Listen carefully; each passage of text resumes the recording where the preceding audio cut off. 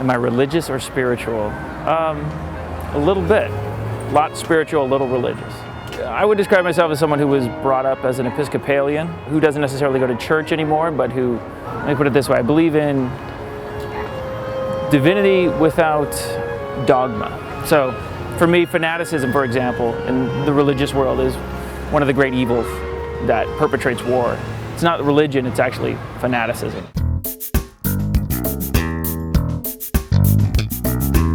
Yes, I'm from the Church of Jesus Christ Latter-day Saints, a Mormon Latter-day Saint. Yes, Christian, yes. All right, Krishna. I guess the closest to the question would be Baptist. Universal. Spiritual.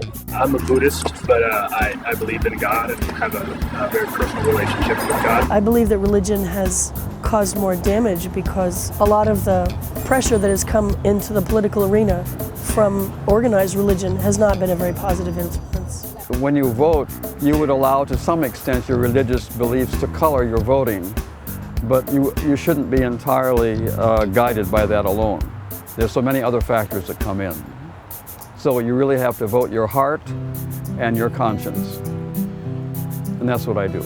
Religion is a part of a person, and like I mentioned, that I think sometimes we do mix religion and morals. I feel there's a very important distinction to make here between a personal spiritual or religious belief and an organized religion influencing the political process and influencing how people vote by some kind of brainwashing. And a lot of that's been going on in the last particularly 8 years, I guess. And I think that's starting to wear off. No, my religious beliefs don't really play into my political beliefs. I wouldn't want to take anything off the table because of a religious belief. I guess it did. I mean, I would imagine it influences everything I do. So, yeah.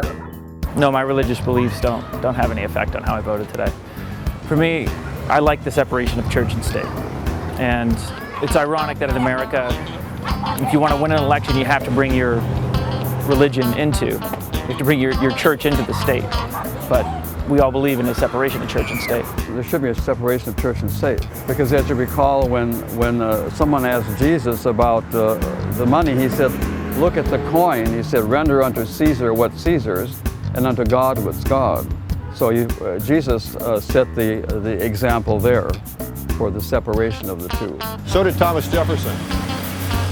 He was the one that spoke out most adamantly about a separation for church and state. I think that all people have the right to express their religious views. I think it's very wrong to go ahead and write one particular religious view into the Constitution. Everything should be equal for all persons. I guess I feel like I'm even more interested in being political these days because of my child. He's only 5 months and it's making me think more about his future. The war in Iraq is an important issue that's on the ballot. The energy crisis, the economy, they're all important. The war in Iraq, the war that never should have happened. Without a doubt and everything, the war in Iraq, the terrible state of our economy today. I believe that abortion is wrong in most circumstances. I believe there's extenuating circumstances. That's why I wouldn't say I'm completely pro-life because they say under no circumstances is that. I think that abortion should be a last resort. I personally would never choose it. I try to persuade my friends and family that that's something that they wouldn't choose. But it's still going to exist. Of course, I'm against abortion, but being religious, Christ gave us a choice. In the beginning, we were given a choice. So, personally, I'm against it, but I don't want to eliminate that right for anyone else. I'm in sales. My husband's a realtor. If something doesn't change drastically with the economy, neither one of us is going to have a job. Our jobs really depend on people spending money. And at this time and in the crisis that we're in right now, people are on a freeze and people aren't going to spend money unless they see things starting to change with the economy. And if something big doesn't happen to, fix what's going on with all the deregulation that happened with the mortgage industry that allowed this to happen in the real estate industry, it's just going to further spiral out of control. I'm a registered Democrat, but I'll vote for whoever I think is correct. I'm Republican. I'm Democrat, but I think independent. I'm a member of the Green Party. I'm a Republican, but I voted for Barack Obama. I voted for Barack Obama. Barack Obama. Obama. Barack Obama. Ralph Nader. No, I voted for Obama. I voted for McCain. Today I voted for Barack Obama. That would be Barack Obama. We voted for Obama. Yeah, both of us, we did. Actually, he did. He woke up right when I was punching number 8. Yay! It's his first election. And a very important one. Barack Obama! With McCain, I just see kind of the same themes that may recycle the whole regime that's been going on. And, you know, I have to go with my feeling, and I believe that what I'm hearing, Barack Obama is at least a change. He's not a savior, but, you know, I believe that we have a fighting chance. I think that he's a great role model for the generations to come to look up to. And I think that's very important that we have those role models.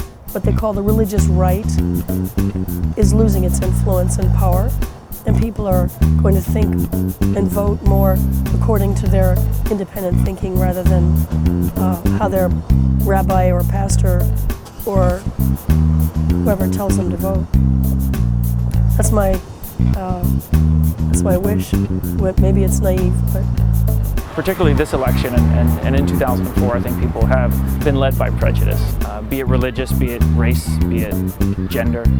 And really, what I liked about this election is that a certain percentage of the population, a certain factor of the population has just let the issues and logic and reason and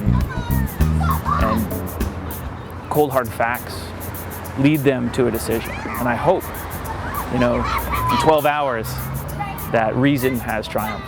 Hopefully the voters will make informed choices and not just get swayed by, you know, commercials or superficial things like that or what one person says, but really look into the issues and think about what's important to them and to future generations. Right? Future generations!